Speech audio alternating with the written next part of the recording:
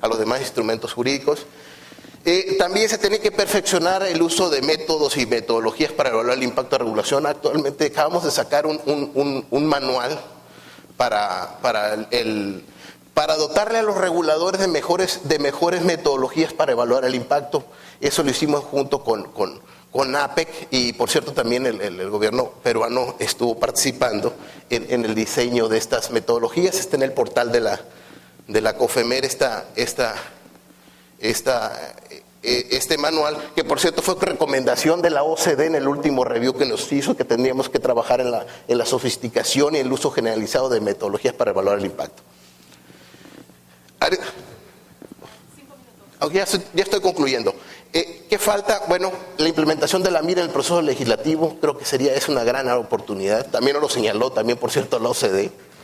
Falta establecer la MIR como herramienta para las decisiones de política pública que estén plenamente justificadas a nivel legislativo. ¿Por qué? Porque si se genera un problema a nivel legal, es muy difícil en las disposiciones administrativas acotarlo. Entonces, si viene una decisión de política pública errónea a nivel legal, se va en cascada en las disposiciones inferiores y vienen problemas como el que señaló el doctor Flores, y que hay que revertir esta regulación mal planeada, mal hecha, mal diseñada. Y nos falta también, tenemos que darle seguimiento a este modelo de los 3 pilares que debe conformar la mejora regulatoria en cada una de los sistemas de gobierno. Si ya se está llevando de manera adecuada a nivel federal, tenemos que ir perfeccionándolo a que se lleve a cabo estos 3 pilares a nivel local. En los órdenes estatal y municipal, se está avanzando con leyes de mejora regulatoria en México. De los 32 entidades federativas que tenemos, alrededor de casi 30, si no mal recuerdo, ya cuentan con 25, el dato del doctor lo trae claro. 25 entidades federativas ya tienen leyes de mejora regulatoria, algunas de ellas ya con manifestación de impacto regulatorio, con consejos estatales de mejora regulatoria. Entonces, vamos avanzando en esto, falta darle seguimiento. Ese es básicamente el esquema, muy grosso modo en realidad, de cómo lo estamos llevando en México. En verdad agradezco mucho su atención. Gracias. Bien, muchas gracias por la invitación y por la oportunidad de compartir con ustedes algunas reflexiones. Yo naturalmente recién acabo de escuchar, como todos ustedes, la exposición que me parece bien importante sobre gobernanza regulatoria. El tema del panel era regulación y desarrollo, así que leí el libro de Regulación y Desarrollo de Lafont. Y también algunos trabajos de politólogos recientes para entender y para darle un poco sentido al contexto actual y a las tendencias globales, ¿no? Creo que el panel de ayer también planteó ideas muy provocadoras. Por ejemplo, José Luis afirmaba que la regulación opera dada la ley y el contrato, el regulador solo implementa, y a veces cuando hay un vacío el regulador interpreta. O sea, el regulador no define ni cambia reglas, asesora pero no decide, no ejecuta políticas sectoriales, es un organismo técnico que opera bajo leyes y contratos. El ministro Castilla decía que somos apolíticos, ¿no? Bien, yo revisaba el texto de unos politólogos de la Universidad de Barcelona, alguno de ellos ha estado acá, Yacine Jordana, que tienen una lectura distinta, ¿no? Ellos plantean que, a pesar de la corriente y de las ideas dominantes que promueven la desregulación, el hecho empírico constatable es que la regulación se expande y ha alcanzado una dinámica propia, ¿no? Es paradójico, ¿no? Porque se destacan las virtudes de la desregulación, pero en la práctica la regulación se extiende y se expande hacia nuevas áreas, quizá porque las sociedades se hacen más complejas, con un proceso de urbanización acelerada, las fallas de mercado se hacen más evidentes. Ayer me comentaban que el ministro Castilla decía que, bueno, habían 4 presidentes de reguladores sentados aquí en la mesa y quizá en el futuro sean más reguladores. Hoy se discute de la necesidad de regular, por ejemplo, la educación pública, hay una controversia en el Congreso, los temas de salud con la adquisición de clínicas por parte de compañías de seguros, plantean oligopolios verticalmente integrados que ponen en evidencia la necesidad de que el Estado salga a regular dadas las asimetrías informativas evidentes. En fin, ese es ese es un hecho. Quizá estamos experimentando un proceso de transformación, ¿no?, de lo que es la democracia representativa tradicional a una democracia representativa indirecta, ¿no?, en la cual la ciudadanía ya no delega autoridad a representantes elegidos, sino que los ciudadanos eligen a representantes que a su vez supervisan y controlan a expertos, quienes son los que formulan y administran las políticas de manera relativamente autónoma, ¿no? Según esta interpretación, habría pues como un aumento en la delegación de facultades y atribuciones y una redefinición de fronteras entre políticos y expertos. Esto va de la mano ciertamente con mecanismos de autorregulación, de metaregulación, de adopción de valores, de estándares de rendición de cuentas, de transparencia, ¿no? Y con la constatación de que la globalización no ha logrado debilitar al Estado-nación, ¿no?, y de que los mercados eficientes no existen fuera del Estado ni de la sociedad, y que requieren de marcos regulatorios fuertes y eficientes, como efectivamente se ha mostrado acá. Entonces la regulación empieza a ser pues un elemento constitutivo del capitalismo, ¿no?, que lo modera, que lo socializa, que lo hace viable, y es una condición del funcionamiento del sistema de mercado. Sin regulación el sistema se debilita. Esa es un poco la lectura de estos politólogos. Por cierto, destacan también la variedad y la diversidad de los diseños y los modelos de regulación que se observan en los diferentes países, ¿no? Ahora, ¿qué pasa en los países en desarrollo? En los países en desarrollo, naturalmente tenemos marcos institucionales totalmente distintos. Este texto de Lafont al cual me refería destaca pues que enfrentamos una serie de limitaciones institucionales, capacidad de regulación limitada, falta de equipos, ausencia o debilidad de sistemas de contabilidad y auditoría, debilidad también de los mecanismos de control institucional, ¿no? Esta controversia que hay ahorita en torno al Tribunal Constitucional, el Consejo de la Magistratura, están haciendo méritos para calzar con esta teoría de debilidad institucional. Y luego, en este contexto, digamos que es evidente que esta debilidad institucional implica que las políticas óptimas son distintas en los países de la OSD, por ejemplo, y en los países en desarrollo. Deberíamos adoptar que las políticas y que los modelos de regulación sean distintos. Pero a la vez, el modelo de regulación tiene que ser dinámico, puesto que las políticas óptimas van cambiando a medida que las instituciones se desarrollan, ¿no? Esto es evidente. Y digo esto como introducción para empezar a aterrizar al caso del Perú y plantear algunas hipótesis para provocar la discusión. Leía también a propósito del ciclo de vida, la teoría esta del ciclo de vida de las agencias reguladoras formulada por Bernstein hace ya 5 décadas, la cual plantea que hay una etapa inicial de juventud, de dinamismo, inexperiencia también, pero mucho celo por lograr objetivos. Luego la etapa de madurez en la cual el regulador logra cierta estabilidad, llena vacíos, establece reglas, protocolos, pero empieza ya también a resolver por inercia a veces.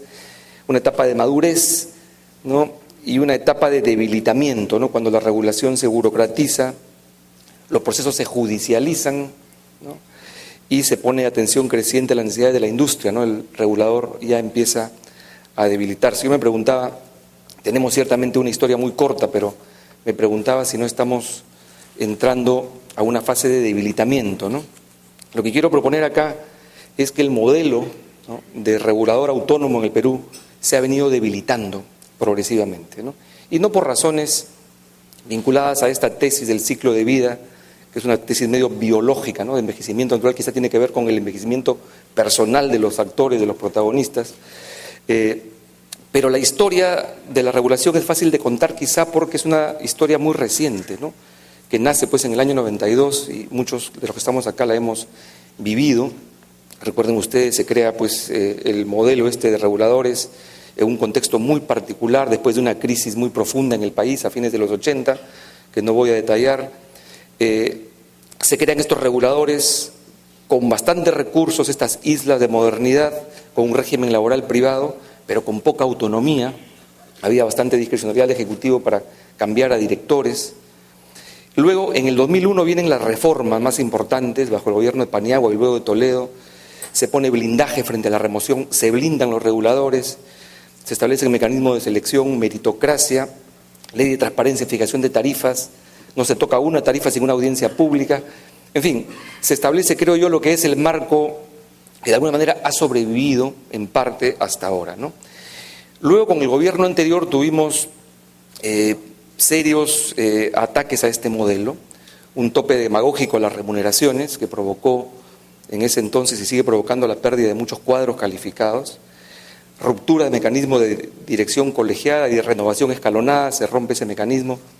Recuerdo bien que el primer ministro decía: los directores actuales fueron nombrados por el gobierno anterior, ya no son representativos, por decoro renuncien. Eso es lo que declaraba el primer ministro, ignorancia absoluta del diseño de renovación escalonada. Estaba justamente pensado para que no sean nombrados todos por el gobierno. Y en algunos casos también se relaja el mecanismo de selección de personal. Yo estaba en ese entonces en OCIPTEL, aumenta un poco la burocracia, la opacidad en las decisiones. Luego se van transfiriendo atribuciones, funciones de supervisión a ministerios que no tienen recursos, competencias ni autonomía.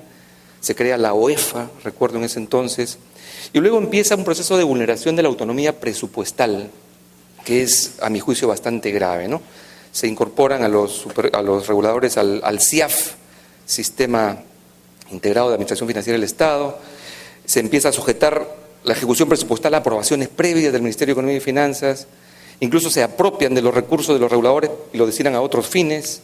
E incluso recortes presupuestales que comprometen la capacidad de regulación. Se tienen que suspender contrataciones de estudios clave para tomar decisiones importantes, ¿no?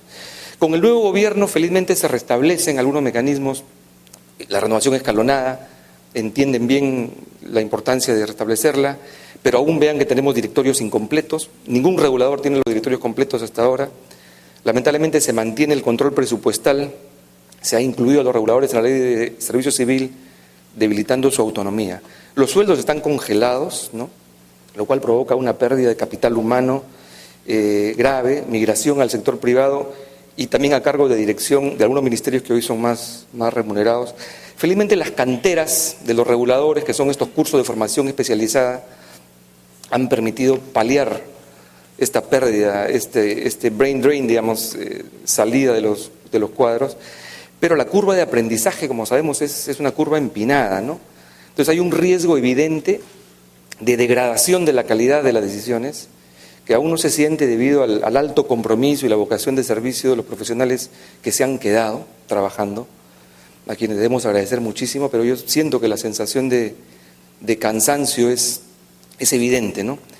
Y creo que nuestras autoridades no entienden que no podemos cerrar la brecha de infraestructura si no cerramos esta brecha de remuneraciones.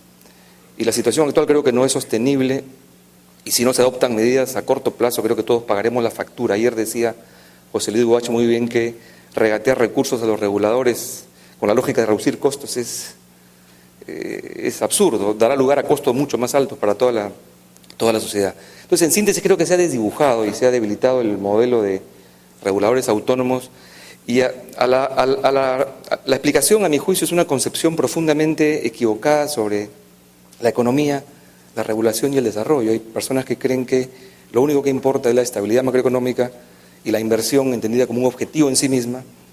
Por eso solamente hay que tener contentos a los funcionarios del Banco Central, del MEF, Proinversión y la SUNAT, ¿no? Y por ahí quizá la SBS, ¿no? Y lo demás no importa, ¿no? Y la prueba es que la remuneración del personal de estas instituciones que acabo de mencionar sí se han reajustado por encima de los topes, pero no así las remuneraciones del personal de los reguladores. O sea, hay la sensación de que se toma por dado que tenemos electricidad, se toma por dado que tenemos telecomunicaciones, ¿no? Pero no entienden la importancia de tener gente calificada que tome las decisiones para que eso continúe. Como si la estabilidad monetaria fuera muchísimo más importante que tener energía, telecomunicaciones, agua y saneamiento y servicios de transporte eficientes, ¿no? Creo que es una concepción errada que tiene que cambiar, ¿no? Yo termino señalando que también hay unos riesgos, pensaba en la presentación de ayer de José Luis, la regulación vía contrato, ¿no? Me parece muy importante como mecanismo para promover inversión privada, las APPs, las PPPs, en fin.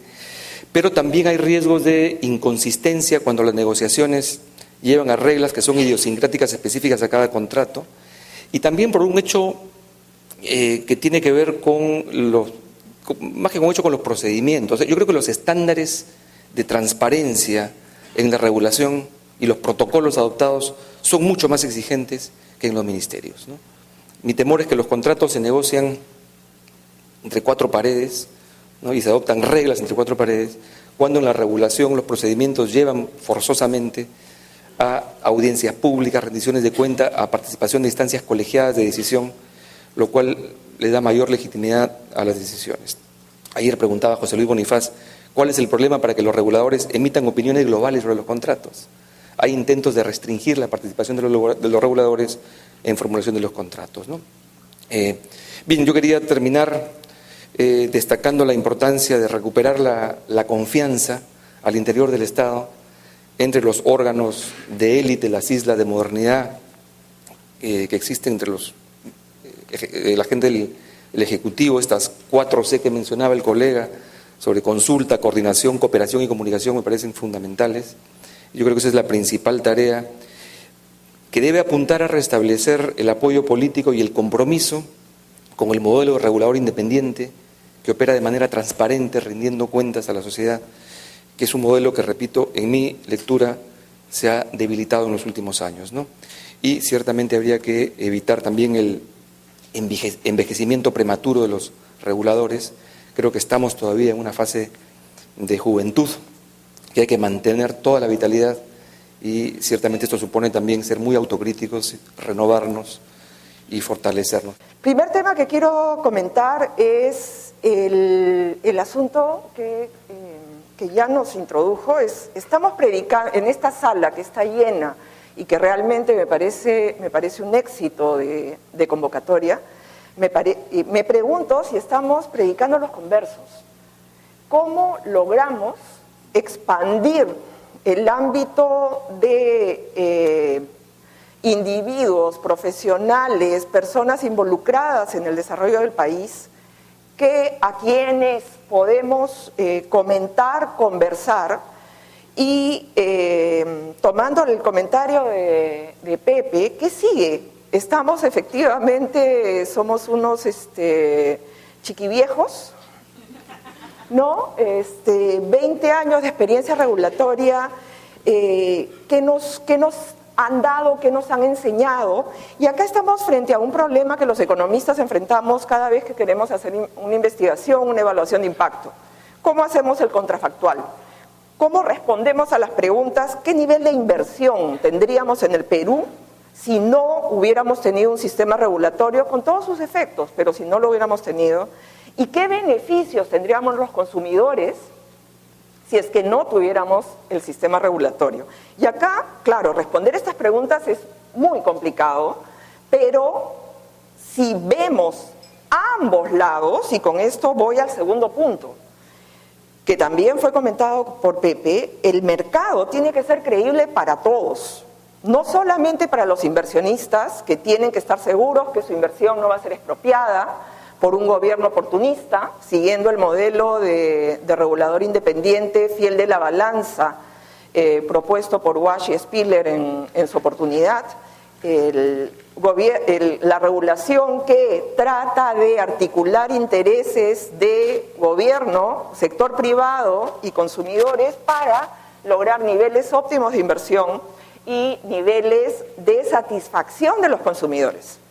Y acá hay un tema que me parece que desde el punto de vista de la oferta no lo tomamos tanto en consideración y no lo introducimos. Claro, el objetivo de la regulación es que el bienestar de la sociedad sea el máximo en el largo plazo, pero eso pasa por consumidores que también se han comprado el modelo, que también creen en el modelo y también tienen confianza en el modelo. Entonces, ahí hay un tema que probablemente pico, y particularmente a los abogados que son presidentes de reguladores, que la sensación desde la economía es que ha habido, por la necesidad del debido proceso, por la necesidad de hacerlo creíble ante el sector privado, que llega a contratar a los mejores estudios de abogados para recurrir no necesariamente amparar, pero sí recurrir todas las decisiones regulatorias, y nuestro sistema no es muy legalista y ofrece a corto plazo, muy procedimental, tiene que ser legalista, pero el foco en el procedimiento nos hace perder respuesta rápida ante el consumidor. Y al perder respuesta rápida al consumidor, perdemos la confianza que necesitamos ganar ante los consumidores. El consumidor tiene que ser el primero que perciba que el sistema regulatorio es algo que está dispuesto a seguir apoyando, financiando con ese 1% de aporte regulatorio, etcétera. El regulador es una institución necesaria para el desarrollo de una economía de mercado. Y eso es algo que, por el lado de la oferta, nos la tenemos que creer. Lo primero que debemos evitar por el lado de la oferta, y acá voy a concesionarios, etcétera, es cada vez que el regulador saca una resolución que afecte en algo a mis intereses, voltearme la puerta e irme al centro de Lima a tocar la puerta del Ministerio de Economía y Finanzas. Y buscar esas influencias que, claro, está bien, búsquenlas, vean cómo influyen. El problema es cuando terminamos con reguladores débiles porque los consejos directivos no están completos, los ministerios no han cumplido en nombrar a sus representantes funcionarios, no se han cumplido los procesos de selección de representantes de sociedad civil, etcétera, etcétera. Entonces, ahí, y espero que quienes son acá representantes del sector privado, a quienes todavía reconozco algunos, puedan comentar algo. No podemos estar yendo a tocar la puerta al presidente cada vez que, o al presidente, o al ministro de Economía y Finanzas, o a nuestro ministro amigo, para poder sacar adelante, porque necesitamos instituciones de mercado fuertes para que el mercado se desarrolle. Tercer tema que quiero comentar es alrededor del rol de las multilaterales, ¿no? Ha sido muy interesante en México, y acá yo me venía pensando, México y Perú se parecen en un montón de cosas. Pero algo que no teníamos tanto en el Perú es esto que todos los concesionarios se amparan, ¿no? Se amparan, dejaban en efecto suspensivo cualquier decisión regulatoria hasta que se decidiera por el juzgado. Había un cambio constitucional para poder lograr que las decisiones regulatorias se puedan implementar, pero el interés de México de ser parte del club, como le queramos llamar, de la OECD, fue importante. En 1999 hubo una revisión que el gobierno mexicano por lo menos tenía que escuchar si quería ser parte de este club. En su oportunidad fue el Banco Mundial, hoy todavía el BID nos ayuda en algo, pero lo que estoy percibiendo, y acá es interesante a nivel de economía política, mirar cómo en el transcurso de este tiempo de implementación de este modelo de inversión privada en servicios públicos con reguladores autónomos, hemos podido avanzar con o sin acompañamiento de las multilaterales, ¿no? Un cuarto tema, y acá también ha sido bien importante ya los ejemplos que ha dado José Tábara, es el tema del financiamiento y la autonomía de los reguladores. Es todo el sistema regulatorio el que falla cuando tenemos un regulador al que le sobra la plata, entre comillas, y otro regulador que no puede financiar su cuadro su CAP, cuadro de asignación de personal.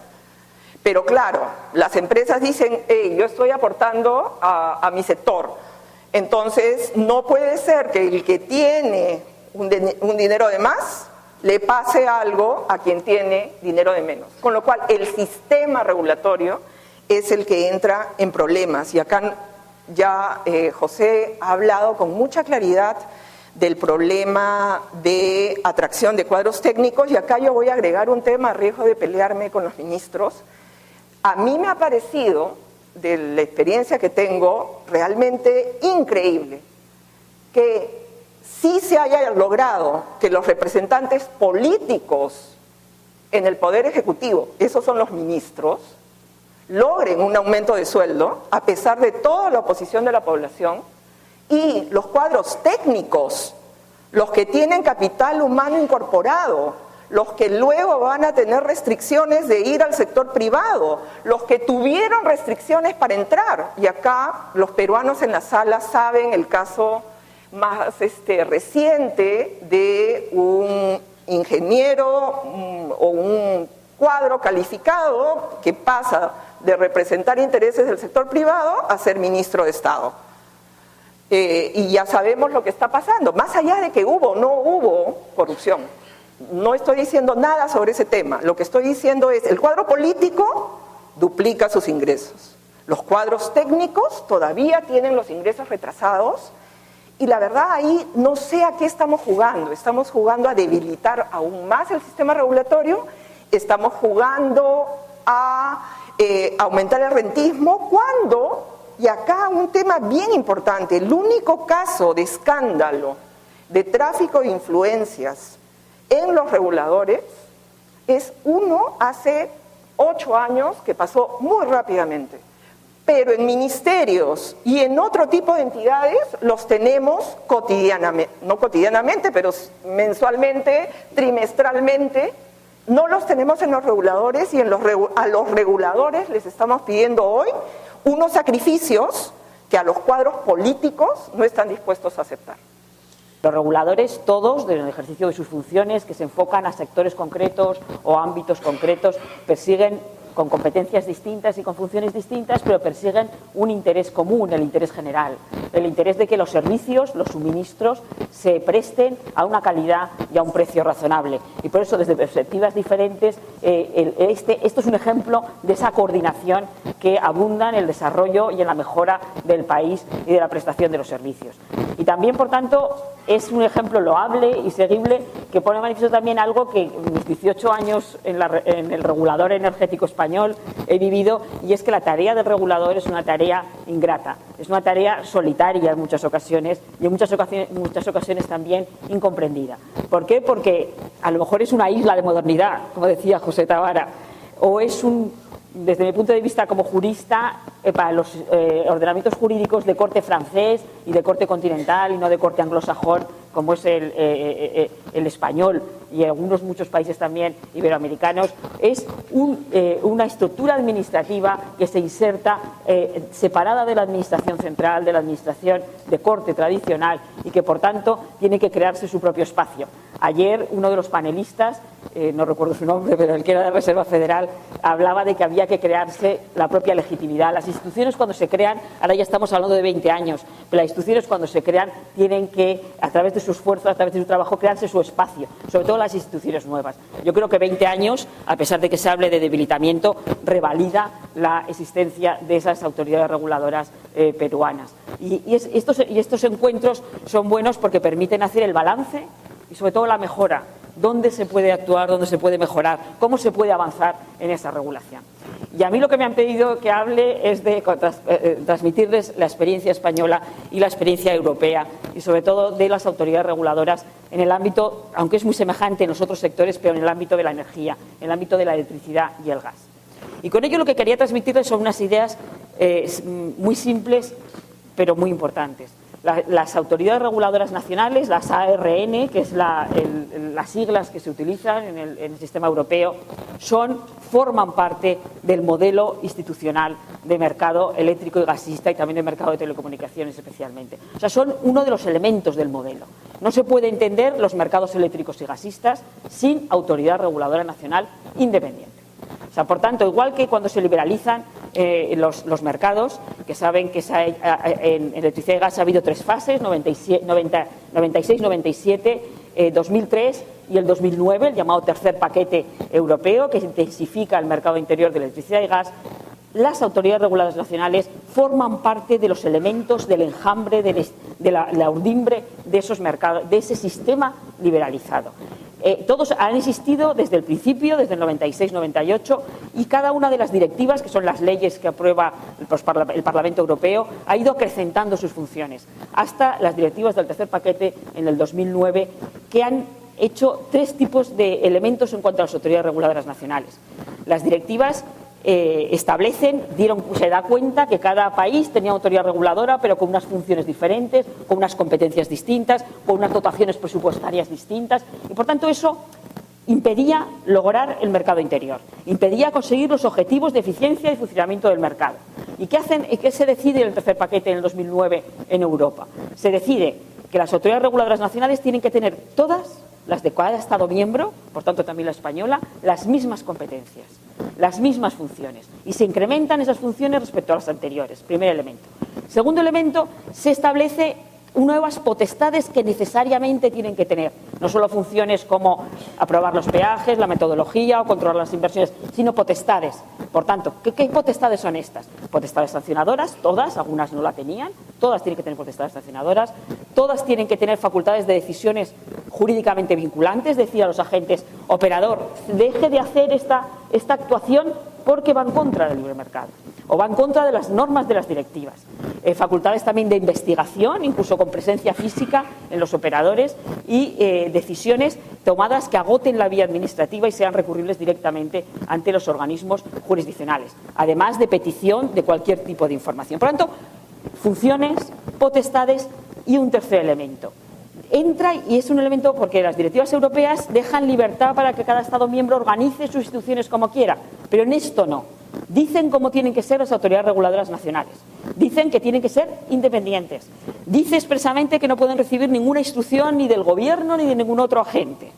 Que sus órganos de decisión tienen que tener unos mandatos definidos, solo pueden ser cesados por las causas tasadas por la norma, entre 5 y 7 años. Cada Estado miembro puede elegir 5, 6 o 7. España tiene un mandato de 6 años y que cabe una sola renovación. Y dice también que tienen que contar con medios y dotaciones presupuestarias suficientes para ejercer sus funciones. Porque dentro de las características de lo que es un órgano regulador independiente, y lo pretendemos como es órgano regulador independiente, cuando hablamos de independencia, esa independencia tiene que tener un régimen jurídico que respalde que se habla de independencia. La independencia está en la elección de los miembros que están en su directorio, como dicen aquí, o en su consejo, como decimos allí en Europa. El mandato, el cese no por pérdida de confianza, ayer también lo decía, creo que era el ministro, sino por las causas tasadas por la norma. Los conocimientos técnicos de quien forma. O sea, no se puede elegir a cualquiera, entre comillas, ¿no? Pero para otros cargos, para ser ministro o ser secretario de Estado o director general, es un elemento de confianza de quien te nombra. Aquí hay que acreditar los conocimientos técnicos, porque para el buen funcionamiento del mercado, una de las características, se repitió ayer, del órgano regulador es la especialización técnica de los sectores a los que se enfrenta, las telecomunicaciones, la energía o el agua. El conocimiento técnico es lo que brinda y fortalece al regulador.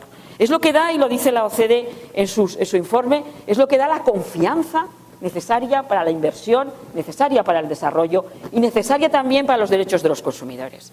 Esa confianza se da porque se basa en criterios técnicos, en los criterios técnicos no del corto plazo que tiene la política energética, la política económica, sino en los criterios a largo de lo que necesita el buen funcionamiento de ese sector o de ese mercado. Y por lo tanto, todos estos elementos son elementos que configuran la existencia de esos organismos reguladores. Y luego el tercer paquete, que diciendo, Rosana hablaba en lo de los consumidores en Europa, la presencia de los consumidores se ha focalizado en el tercer paquete, en el 2009. Se ha considerado que el consumidor, porque cada uno de los elementos de la liberalización, que es libre apertura, libre instalación, libre contratación, acceso de terceros, mercados mayoristas, mercados minoristas, ha hecho desaparecer las tarifas. Los consumidores europeos no tienen tarifas de gas y de electricidad. O sea, pacten una tarifa de referencia, pero deben pactar libremente. Eso ha cambiado el suelo en el que se mueven los consumidores y, por tanto, ha elevado el número de reclamaciones. Y el tercer paquete ha focalizado la presencia o la relación del regulador con los consumidores. Se ha creado un foro del consumidor que no existía en Londres y el que se reúne 2 veces al año. Se ha avanzado en la estandarización de reclamaciones, en los plazos de reclamaciones. El organismo regulador se planteó el tema de los consumidores. El organismo regulador no sé si tiene que resolver o no las reclamaciones, que depende también de la descentralización de cada país. Sé que aquí algunos reguladores las resuelven, otros no. Pero las reclamaciones son una fuente de información muy importante para el regulador, porque allí hay un fallo. Allí puede hacer una propuesta regulatoria, allí puede supervisar, allí puede monitorizar. Cuando se repite una reclamación, es que esto no está funcionando bien. Ya no es la reclamación concreta, pero sí es el regulador está para ver cómo están los mercados, cómo funcionan los mercados. Y por tanto es un elemento muy importante, sin olvidar el elemento de confianza jurídica, de seguridad jurídica, de estabilidad, que dicen los principios de la OCDE, que es el que favorece la inversión, el desarrollo y la mejora del país. Por tanto, es la conjunción de esos elementos el que se dan los reguladores. Y por último, el que hace el tercer paquete, crea algo nuevo que empezó a funcionar en marzo de 2011, que es la Agencia de Cooperación de Reguladores de Energía, igual que se crea una agencia de cooperación de reguladores de telecomunicaciones. ¿Para qué se crea esta agencia? Bueno, esta agencia en principio se crea porque, y lo entenderá muy fácilmente, si queremos que haya mercado interior, La energía, el gas y la electricidad, tiene que fluir en las fronteras de los países de los Estados miembros. Pero cada autoridad regulatoria tiene competencia en su territorio. El intercambio entre España y Portugal, entre España y Francia, cada uno tiene competencia en lo suyo, en su país, no en el otro. Entonces había un gap allí. Alguien tiene que resolver los conflictos de acceso de las interconexiones. Para eso se crea originalmente, ese es el motivo de esa creación de esa Agencia de Cooperación de Reguladores de Energía, en cuyo Consejo de Reguladores hay un representante de cada país, Estado miembro, de cada regulador, no de cada país, del regulador de cada Estado miembro, no del Poder Legislativo. Pero esa idea inicial se ha ampliado y se ha convertido en una plataforma de intercambio de ayuda entre los reguladores europeos. Igual que esta agencia puede decir, oiga, autoridad reguladora española, autoridad reguladora portuguesa, no está cumpliendo la normativa europea en esta materia, porque no está dando acceso, porque no está fijando peajes en la forma que dicen las directivas europeas, al mismo tiempo ayuda a la autoridad reguladora nacional, la respalda en ese cumplimiento de la Unión Europea si el gobierno de cada país o se produce una colisión en el gobierno, en las relaciones, en la aplicación de la normativa europea con ese país. Por tanto, lo que quería transmitirles es que es indiscutible la presencia de la autoridad reguladora nacional, de los organismos reguladores independientes, con esas características de autonomía, de no interferencia con la decisión política. Ahí tiene que estar muy claro también el espacio de actuación de la autoridad reguladora nacional, delimitarlo. Eso es difícil porque hay una zona gris muchas veces. ¿Qué es política energética o política económica? ¿Dónde llega la regulación? ¿Dónde llega la política energética? La norma española ha delimitado que la política se transmite en las normas. Se hace política dictando normas. Y el regulador, ayer lo decía también José Luis Guas, se mueve en la aplicación de esas normas.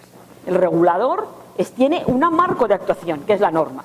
Y el gobierno fija la política al aprobar esa norma. Esa es difícil en la ocasión, en el caso concreto es muy difícil encontrar la delimitación. Pero el regulador tiene que tener su papel. El regulador tiene que velar por el funcionamiento del mercado en el marco legal que tiene. Y la política energética corresponde al gobierno o la política económica corresponde al gobierno. Y eso es difícil delimitarlo en la práctica, pero debería estar delimitado en la norma. Y esto es lo que quería transmitirles sobre la experiencia europea y la experiencia española. En España, la Autoridad Reguladora Nacional ha sido hasta octubre la Comisión Nacional de Energía en materia energética. Ahora contamos con una Comisión Nacional de los Mercados y Competencia que actúa desde el mes de octubre, que tiene dos salas, una regulatoria y otra en materia de competencia. La colisión en unos mercados liberalizados no se plantea la cuestión entre el deslinde entre lo que es competencia efectiva de los mercados y funcionamiento eficiente de los mercados, si están absolutamente liberalizados. Por eso ha producido ese nuevo diseño institucional en España. Hay que avanzar y sé que es difícil, pero causa tristeza hablar de debilitamiento de las autoridades reguladoras. No creo que estemos al final del ciclo de vida, porque los tiempos, las corrientes, la historia ponen de manifiesto. Yo creo que hay largo camino, y así lo deseo para las autoridades reguladoras peruanas en beneficio del país y del desarrollo económico. Y nada más, muchas gracias. ¿Cómo los organismos reguladores pueden ser evaluados de una forma independiente?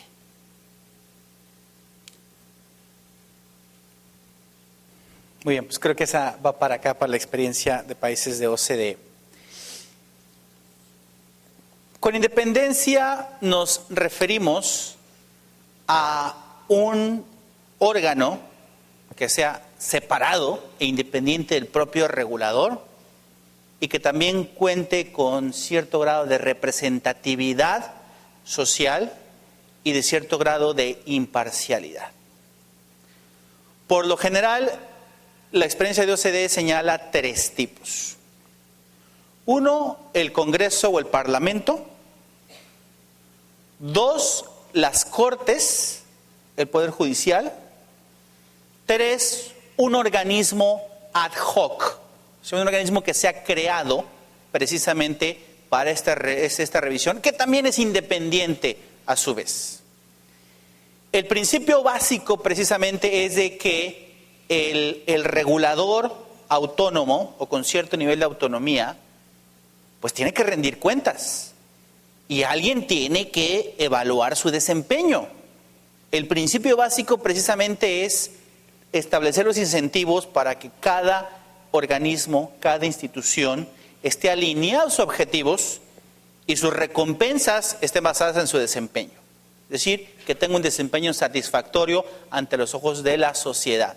Recuerden que todos estos organismos, el gobierno elegido de forma electoral, los reguladores independientes, ¿no?, la Suprema Corte, el Congreso, este nuevo organismo, todos están financiados por los impuestos de los ciudadanos y por lo tanto su rendición de cuentas es finalmente hacia el propio ciudadano. Entonces hay que ver cómo nos organizamos, ¿no?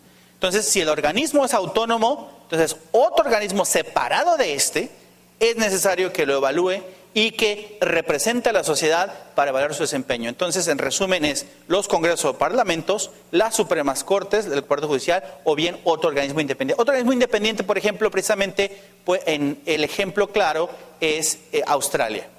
Australia tiene la Comisión de Productividad. Es un organismo experto, técnico, independiente del gobierno, financiado con los impuestos de los australianos, en donde ellos, por ejemplo, ellos evalúan el funcionamiento de los reguladores y de la COFEMER, de la Comisión de Mejora Regulatoria de Australia. Y ellos, todos sus dictámenes son públicos, ¿no? Y las recomendaciones que hace el gobierno, el Poder Ejecutivo, está obligado a atenderlas, a responderlas, ¿no? Entonces, es un caso en donde son evaluados por un organismo independiente. En el Reino Unido es el Parlamento el que evalúa ese desempeño y en México va a ser precisamente el Congreso, ¿no? Hay una experiencia europea, creo que es Alemania, es en donde la Corte, el Poder Judicial, es que evalúa el desempeño de los reguladores. Muchas gracias.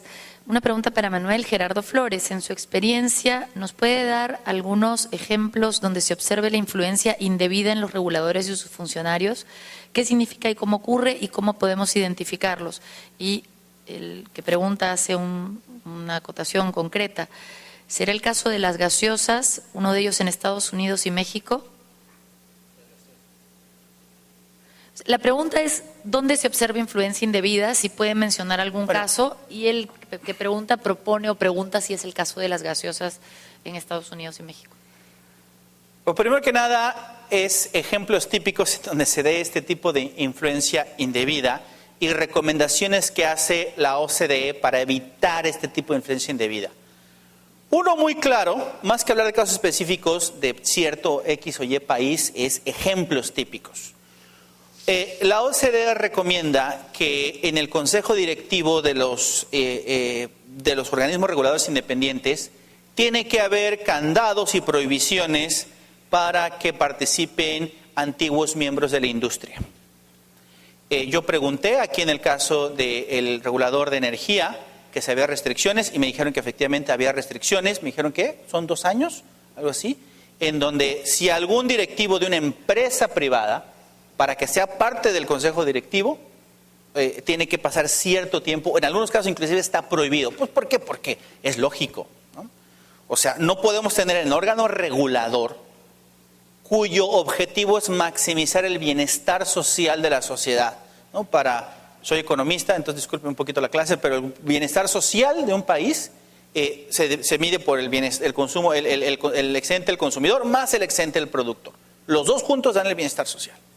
Entonces, las empresas tienen como objetivo maximizar su excedente del productor, sus utilidades. Muchas veces lo pueden lograr a costa de perjudicar a los consumidores. Es el principio básico de aplicar precios monopólicos.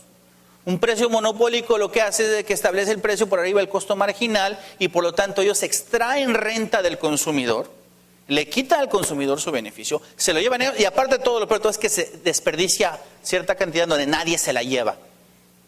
Entonces, el regulador tiene como objetivo, precisamente, que la suma del consumidor y el del productor, como un todo de la sociedad, sea lo más alto posible. Y de ahí es donde precisamente se explica no tener influencia indebida.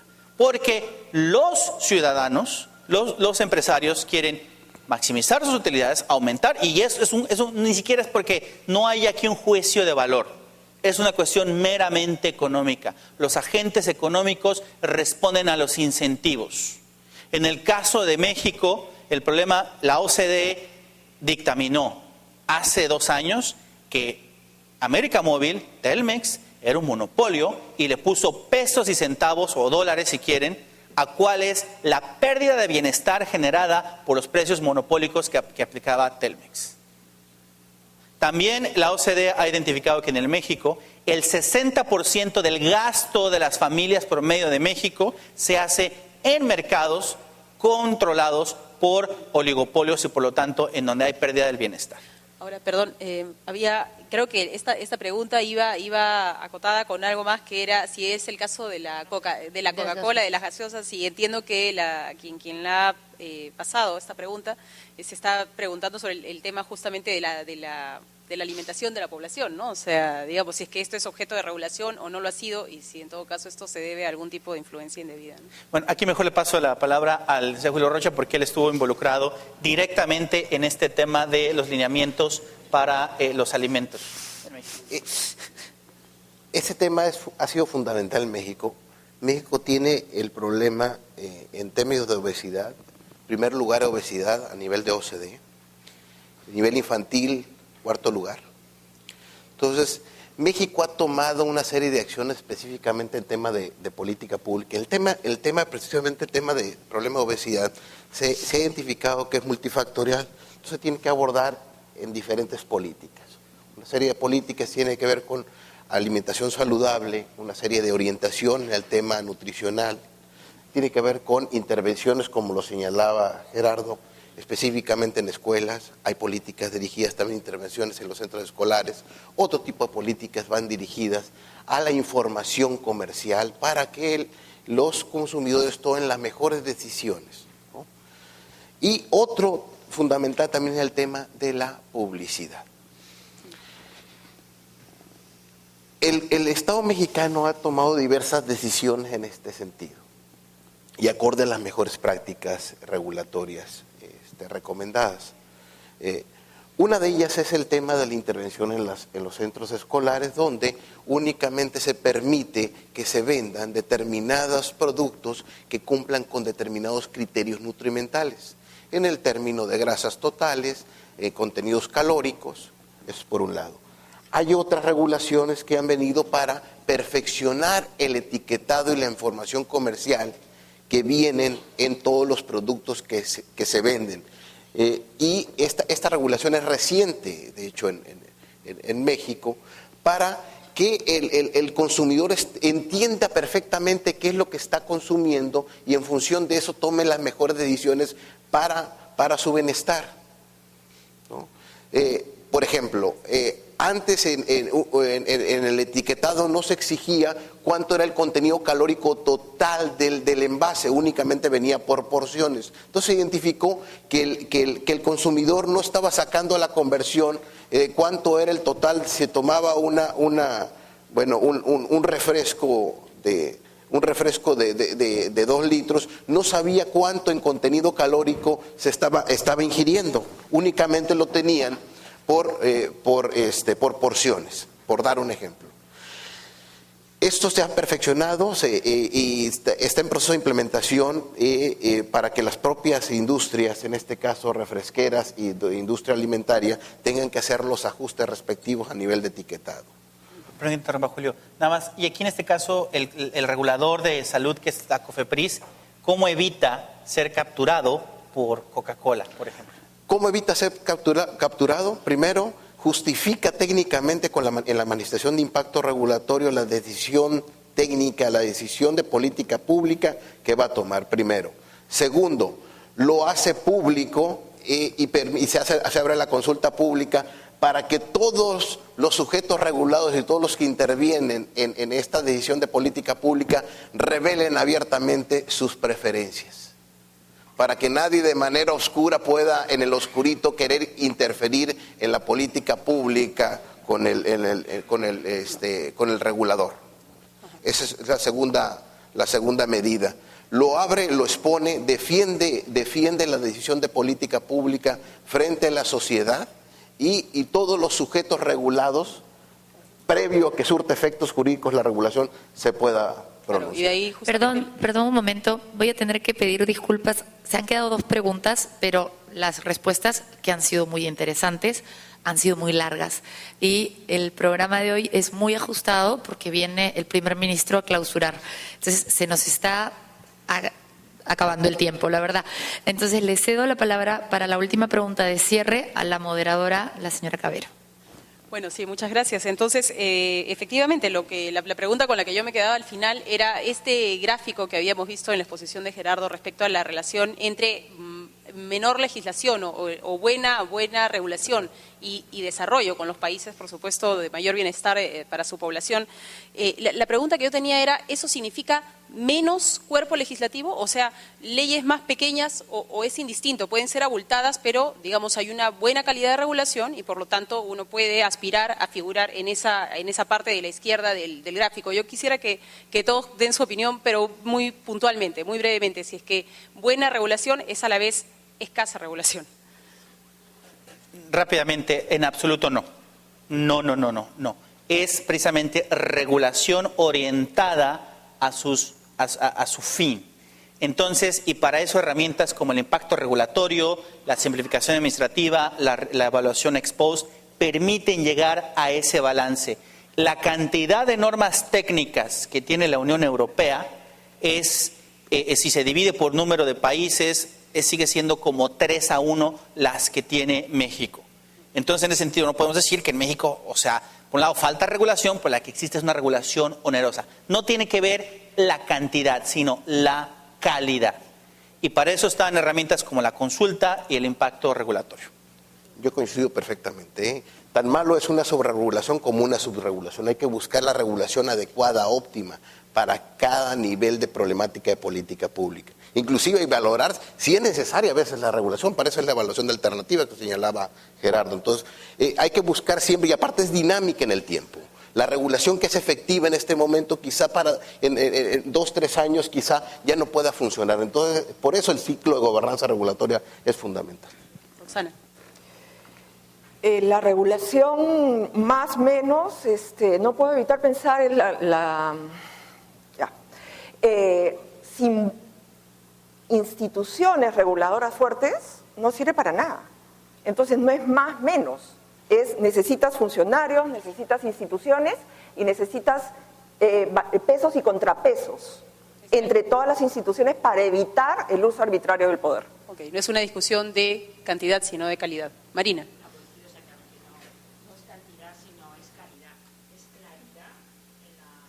En la regulación, o sea, que fije un marco claro de las actuaciones y lo que corresponde a cada parte y quién debe aplicarlo. Por eso el organismo regulador tiene una función fundamental en esa aplicación de la norma, en una igualdad de trato entre todos los operadores. Y luego, por otro lado, tiene que tener lo que se hablaba antes, la flexibilidad necesaria, los mecanismos de adecuándolo a la realidad de la evolución de las circunstancias económicas y de la vida en cada momento. Ver el efecto de la regulación y cómo se puede mejorar esa regulación atendiendo las circunstancias existentes. ¿Y José?